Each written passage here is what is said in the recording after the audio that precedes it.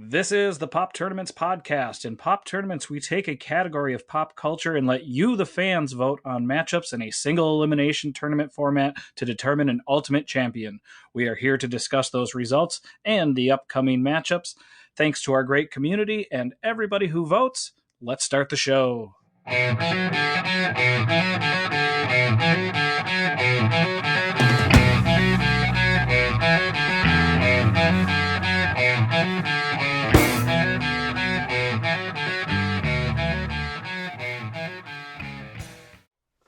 Hello, and welcome back to the Pop Tournaments podcast.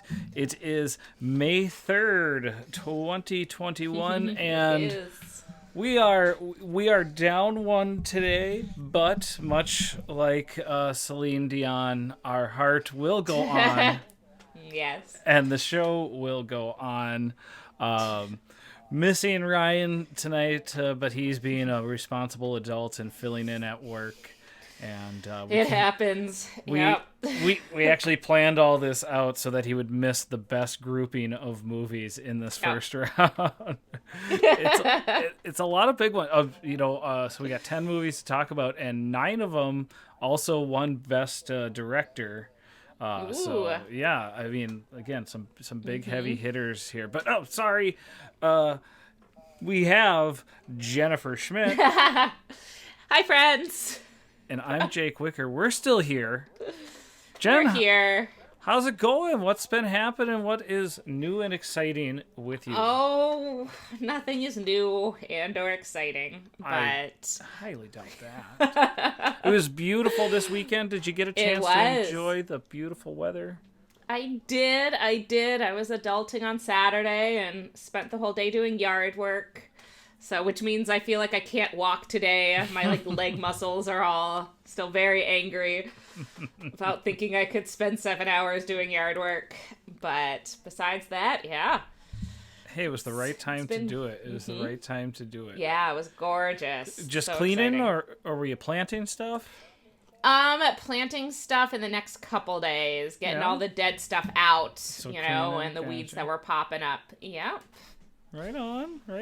Well, cool. Yeah. I'm glad. What did you do, Jake? It was a lot of the same.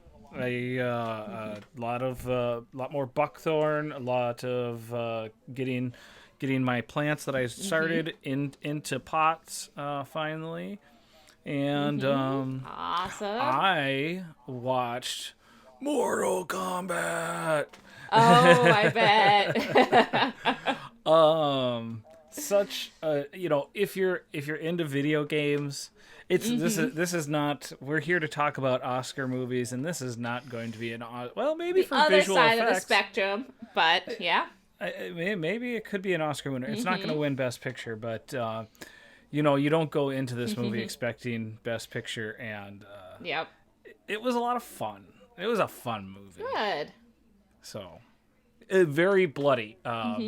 I will say, so much like how there hadn't been any blood in video games, and then Mortal Kombat came along and had the cheesiest CGI blood in the world, and every parent lost their shit over it. I was not allowed to play Mortal Kombat, the video game, when I was younger. I don't think I had much interest in it anyways, but I was officially not allowed to play it. I gotcha. Well, so in that sort of comparison, this Mortal Kombat movie is almost as if movies before have never had blood in them, because there's a lot of it now. But yeah, fun time. Yeah, I'd say check it out if you're into that sort of thing, but it's not for everybody. Awesome. But let's get to some movies that I would say are more universally liked by a lot of people. We've got, like I said, 10 more of our Oscar winners to talk about. 3 actual matchups, and then the other 4 that will be playing the winners of our play-in games. Ryan was nice and posted that update for us. Yeah. Yep. But we've got up right away, and just because I know he's going to listen, I'm going to kind of rub this in his face. This is the matchup he's most looking forward or most torn about. We've got 1992's Unforgiven, which I think he's torn because he hated that movie against 1984's Amadeus. He hated that movie. I'm I kidding. I'm know. kidding. Yep. And he did it all. He loved it, but he just watched both of them. He's screaming in his car right now, like He Dwight in that is. episode of The Office. Like, no, it's the manure. It's the manure. But yeah, Unforgiven, Amadeus. I just watched both of these recently. They're great, aren't they? Yeah. See now here, like Amadeus was fun. It was parts of it was fun, and I know it's widely considered like a great, like one of the greatest movies of all time. I don't know. It had a little trouble holding my interest. Okay. What do you think of Amadeus? I really like it. I was not bored with it, but I liked the music. And I liked how it was lighter too. Like I felt like it was funny and a lot more lighthearted than a lot. Like I don't like the like tortured male genius genre of movies, but this one was it was fun. I liked the dichotomy between the two. Yeah, I really enjoy it. But I also like movies with people in cool costumes. So. Again, and it rightfully won makeup and hairstyling, costume design. It was again. It was a very, very good movie. Just wasn't for me. Unforgiven. Also, I really like a lot of parts of Unforgiven, but I almost want to call it Less Forgiven. It's a little bloated in parts, and it is a little bloated. I'll give you that on that one. Yeah, there's some up and down. It almost feels like the story just exists. I don't know, but a very fine movie. What do you like about this one? I like that it's a little bit less campy than some of the other westerns that I've seen, and I tend to really enjoy westerns. But yeah, I like it. I feel like they can get a little cheesy. So yeah, I think, but Unforgiven, I don't know. I like a good western. It is a good and that's western. A good one. It's a good western. It was weird. Like there's a very, at least to me, it was a memorable scene where Clint Eastwood is trying to convince Morgan Freeman to come along, and he really over embellishes what happened to this poor lady. And I mean, really, really over embellishes the damage that was done to her body. And I just feel like if I was Morgan Freeman, as soon as I got there and saw the comparison of what actually, again, not that it wasn't a noble cause, but I think he was sold into this situation under false pretenses. And then he ends up dying. I don't know. Poor Morgan Freeman. All right. He comes back. I mean, that's the thing with westerns too, is you're like, oh, sucks to be that guy. Like, a lot. Like... Right. Like people always die in westerns, and I don't know why I like them. I don't like guns. I don't like like fighting movies very much. But I don't think I've seen a western that I have like hated. Right. And usually they're like some of my favorites. So yeah, and I love a good anti-hero. That's always fun for me. So interesting. I think Unforgiven probably takes this on popularity. I'm not sure. You could make an argument about which is the better movie, but probably unpopular. Another good matchup here. After that, we've got Moonlight from 2016 versus The Hurt Locker from 2009. Another, Moonlight, famous and infamous for what happened at the Oscars. I think it was the one that deserved to win, but unfortunately, everybody's going to remember the story. But yeah, what do you like here between these two? I love Moonlight. I love that it is definitely a movie I haven't seen before. Like, each story is just so, like, delicately told. It's kind of in, like, 3 different stories. So well acted. And just stories that, we don't hear often. And with characters that give each other a lot of grace and love. And it's just a beautiful, I think, movie. Beautifully shot, too. Like, the colors in it.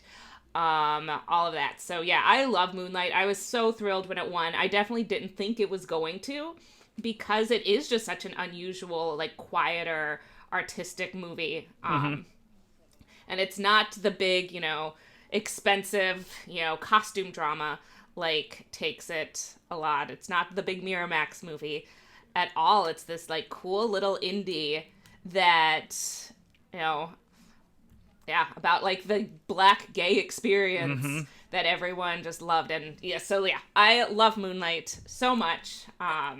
And Hurt Locker, I don't love at all. It is the type of movie I don't like watching. I don't enjoy that experience at all. I do think about the Hurt Locker a lot still, like, specifically, like, how it ended, how he, his goal was to come back, and be done and live with his wife, and then he couldn't, like, handle it and wanted to get back and kind of needed that, that life that most of us can't imagine. So I thought it was, like, it's a good movie. It's an interesting movie, an interesting glimpse into a different, type of lifestyle.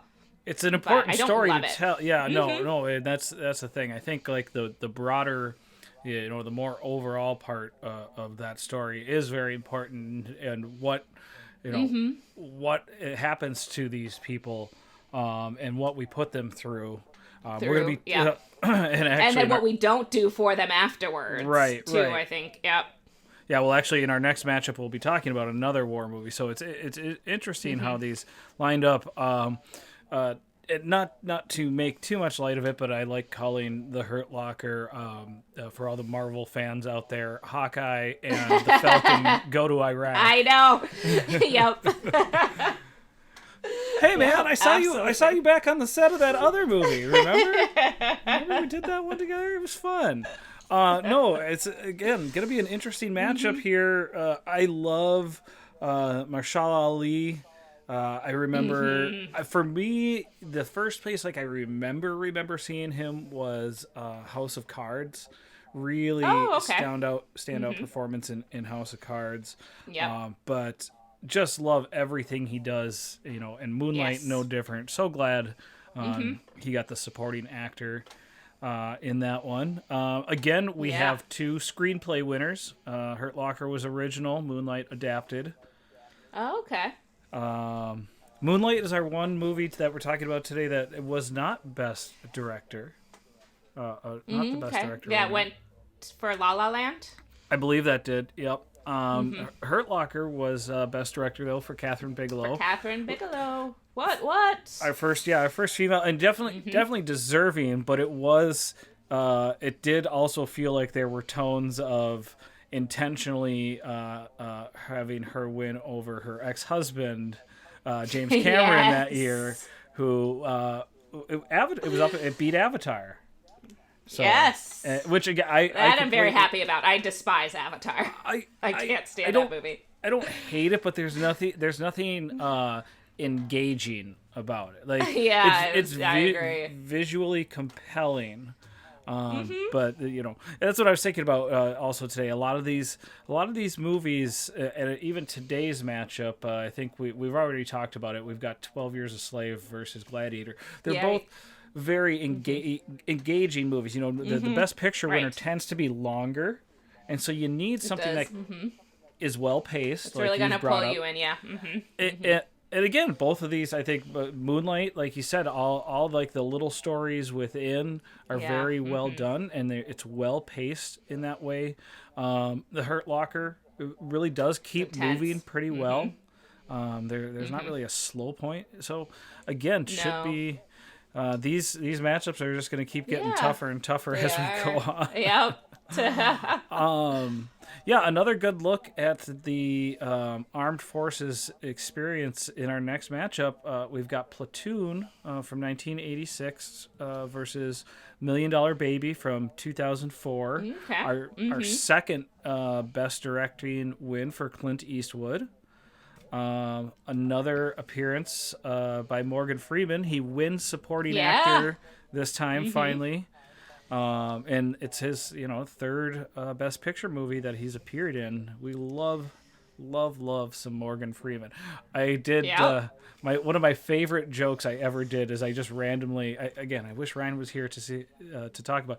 I just randomly sent him a picture I had I cropped out Morgan Freeman's hair and put it on my head, and just said I went to the barber and asked for the Morgan Freeman, and it looked hilarious.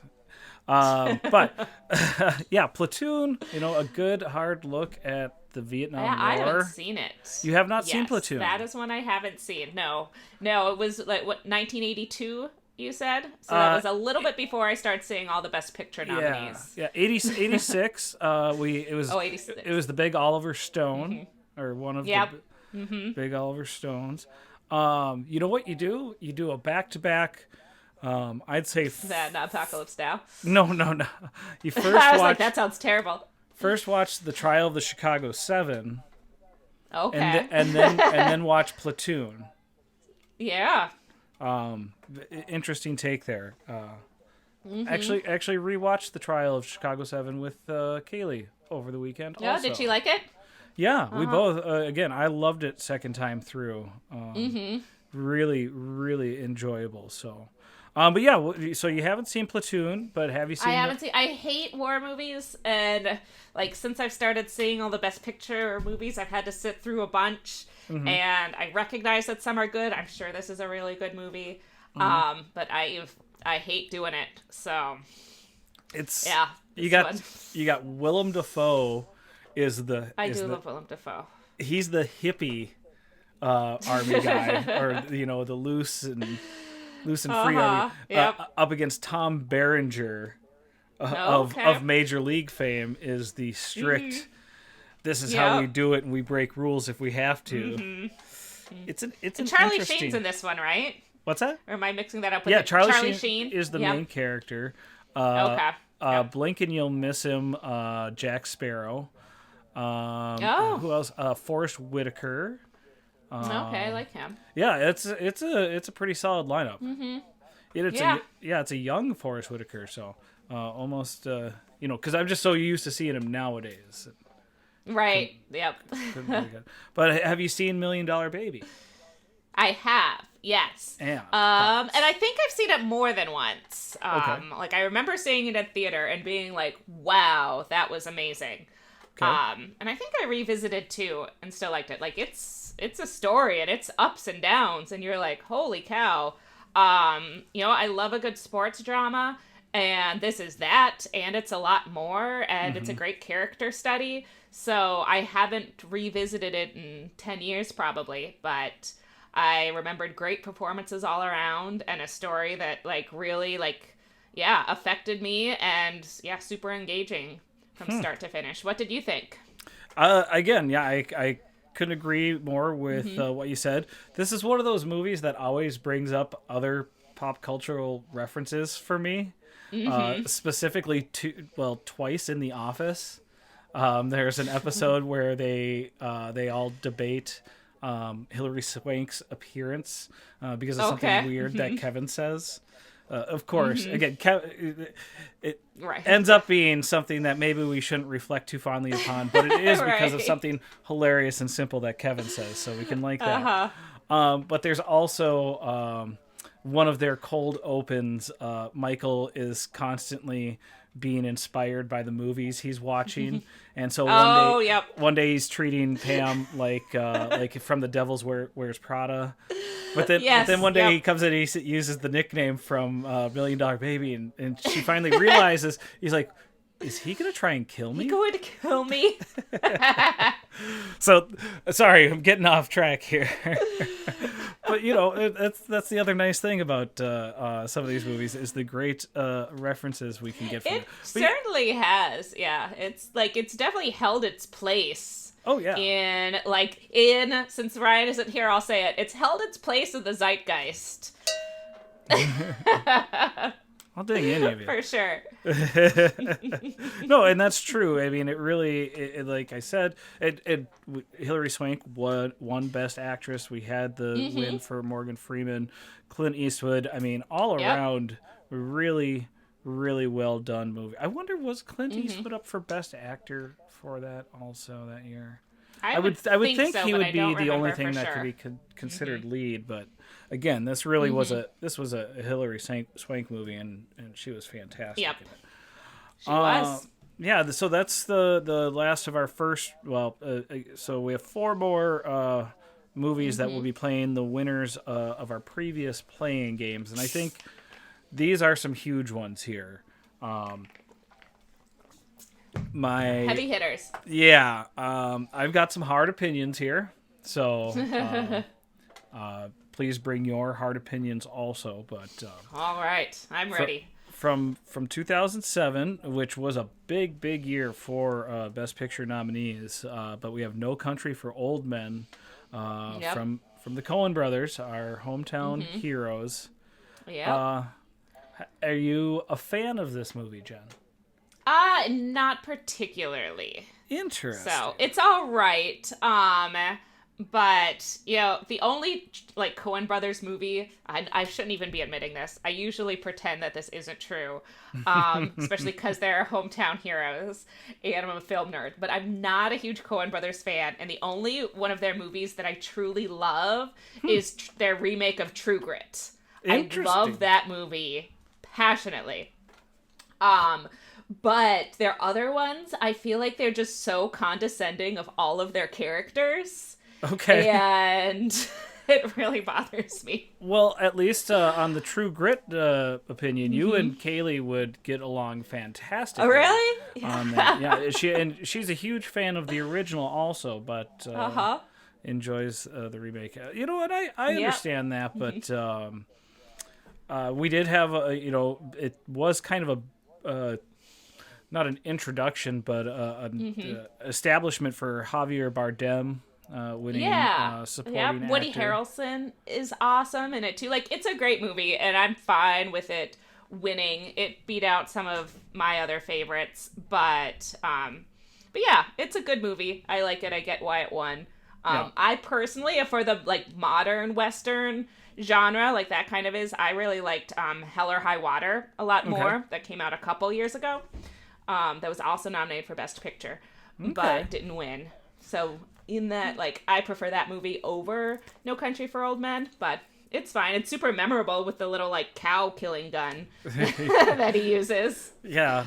I mean, this was definitely, and I could see how some people could, look at this different. This at the time was definitely, for me, one of those movies where I was like, no, I see good movies, like No Country for Old Men. Yes. Yeah. Oh, yeah. I don't care if it's got a few slow parts.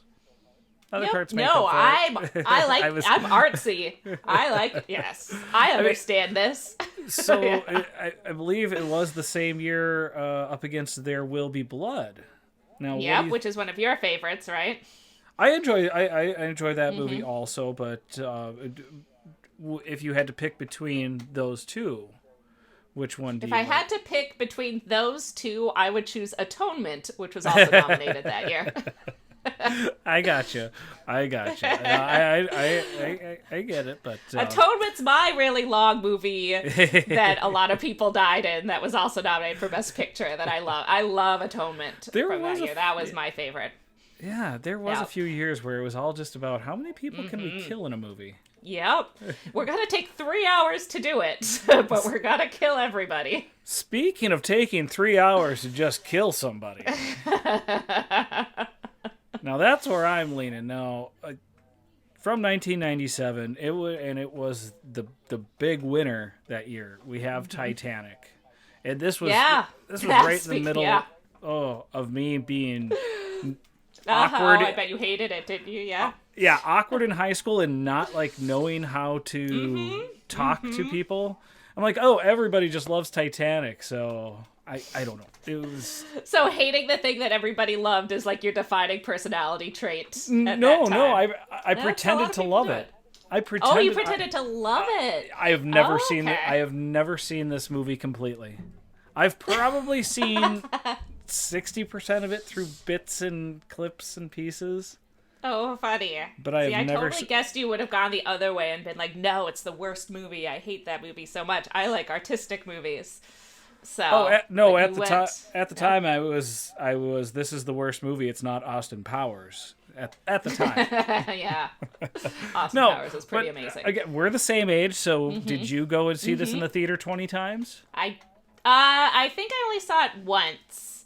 Okay. Maybe twice. I saw it with my mom in the theater. And I liked it. Like, yeah, it's a good movie. It's not the best movie ever made. But, you know, I like the big, expensive, long movies with the amazing set design and the pretty outfits and the Leonardo DiCaprio and all that. Yeah, I like it. I feel like it's, you know, it should be here on this Best Picture list. I know a lot of people don't. And I like LA Confidential. It beat out LA Confidential, which is a great movie too. But it's such a great, like, throwback to what movies were like, you know, in the golden age, and I think it's fun. So I like Titanic. I don't love Titanic, but it's a good one. I like it. Because a lot of people went to see that. Like, I mean, that came back to theaters. Yes. That was back when, like, it was so popular. Let's bring it back just for, like, the February lull or something or whatever. It was odd. Oh, fun movie. We did own it on VHS, and it was like the 2 VHS tapes. You had to, They just didn't make them long enough. If I had seen that movie with my mom, she would have quickly tried to put her hand over my eyes during the boob scene. even at 15. I'm allowed to see boobs. Yeah, I was like, we were in high school. Nope, even at 15, she would have. Not allowed to see. She would have tried. At 20 seconds of boobs. Not all right. Yeah. 3 years earlier, I mean, again, the 90s was a big time for just those big, huge movies that, you know, grandiose. Titanic was definitely one of them, but 3 years earlier, we had a big win for Forrest Gump. Again, Robert Zemeckis getting his win. Tom Hanks getting another. But this is the only Best Picture Tom Hanks has ever been in. He's been nominated. Oh, yeah. He's been in plenty of Best Picture. Because Saving Private Ryan didn't win. Yeah. No. This is the only Best Picture winner he's been in. Interesting. Yeah, I will save my really interesting comments and see what you think of Forrest Gump. I think it is the most boomer movie like ever made. Yep. It's super nostalgia based. It is. I wonder if again, because it's strange to me that one, like, it's definitely makes a point of being about, oh, this guy is different, but they never like and they're really trying to lean into that, and you know, I'm not saying different in any ways, it's totally fine, but it's like they're really purposely trying to lean into that without saying what it is. Yes. And I almost say it's almost like it's because of that we don't talk about how this guy, even this is a magical fantasy world where this guy came from. He's a hardcore racist. There is no chance in hell. He grew up in the Deep South. Yeah. He was named after his grandpa that was in the Klan. They clearly show that in the movie. In what world was he not raised to just hate every single person around him? But nope, he goes and saves Sally Field was there. She was a great mom, and Sally Field is, you know. And I love Sally Field. Don't get me wrong, but I mean, she's clearly living on a plantation. You know. Yeah.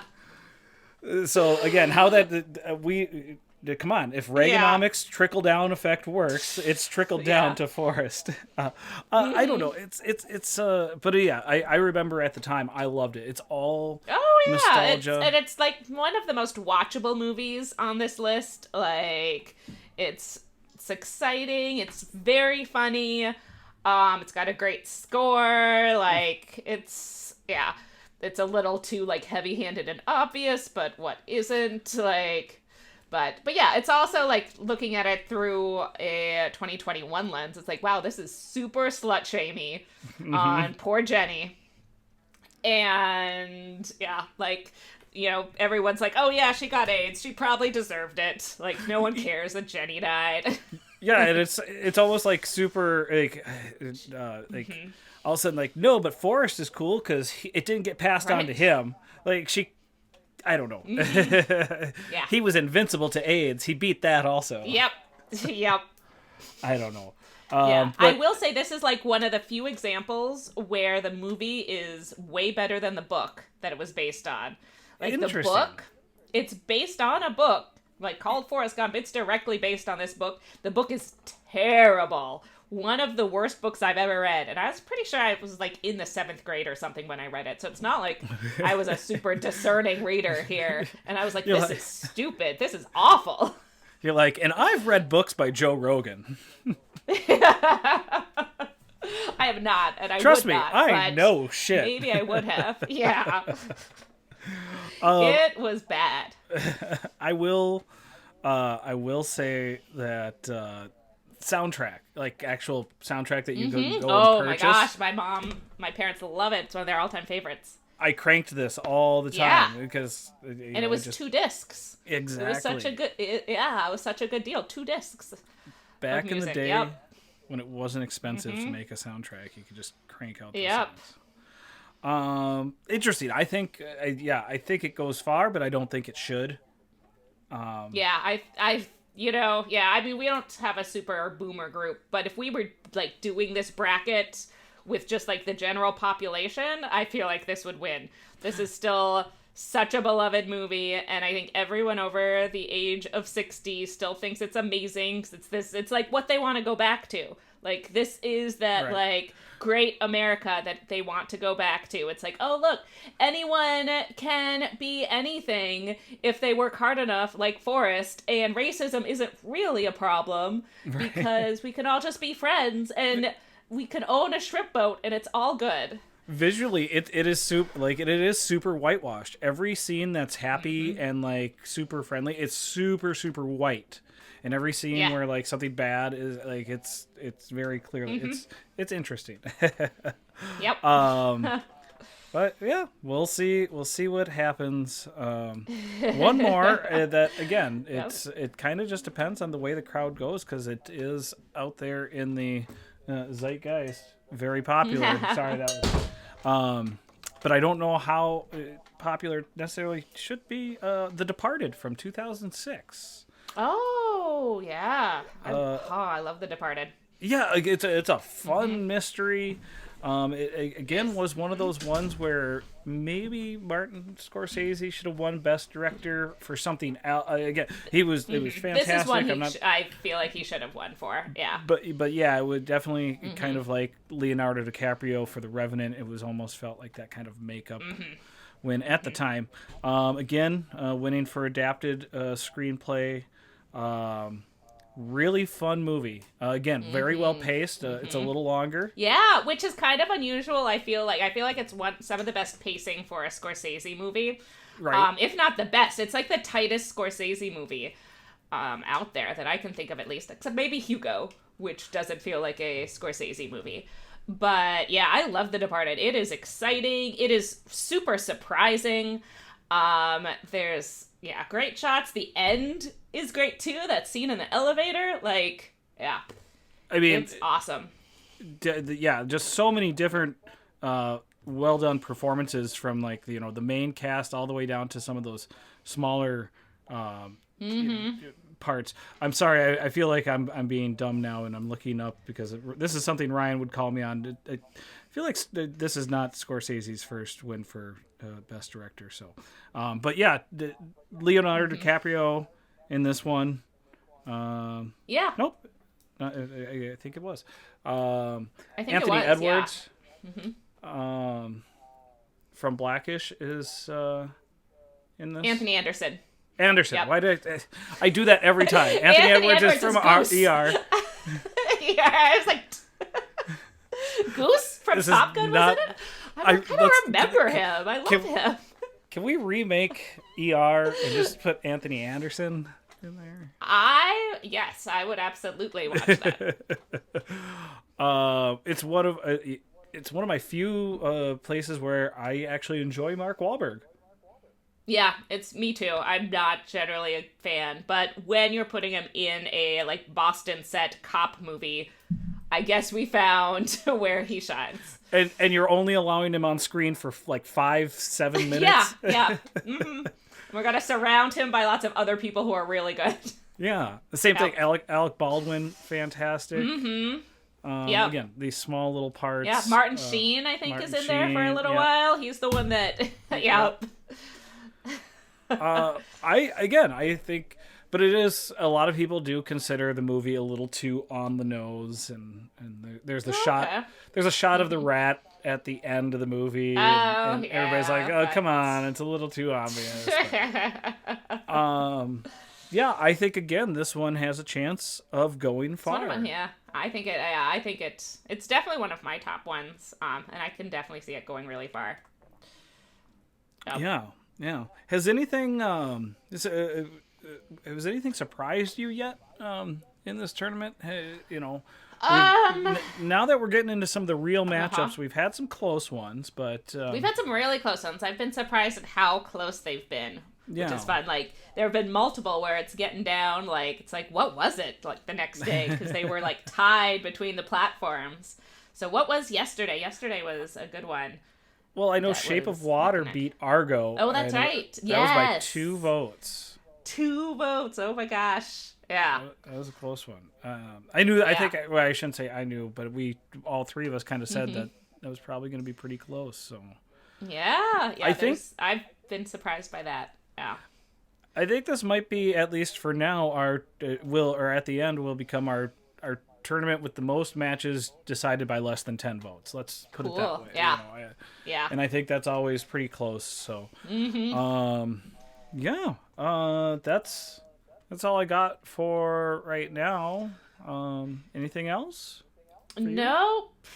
If anybody out there has a DeLorean, jump in your DeLorean, go back in time, go see Ryan at the High-Low Diner, tip him lots of money. Monday night, yep. We wish he was here. Ask him his opinion on Best Picture matchups. You can get a one-person podcast. Tell him to text me.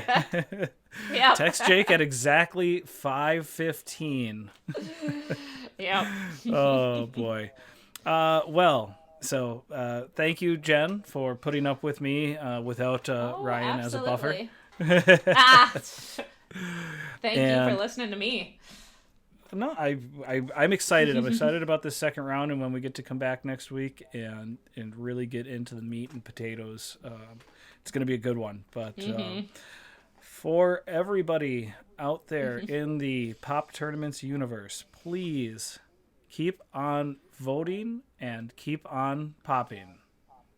Pop. Oh, we should have done one at a time. We're both so excited.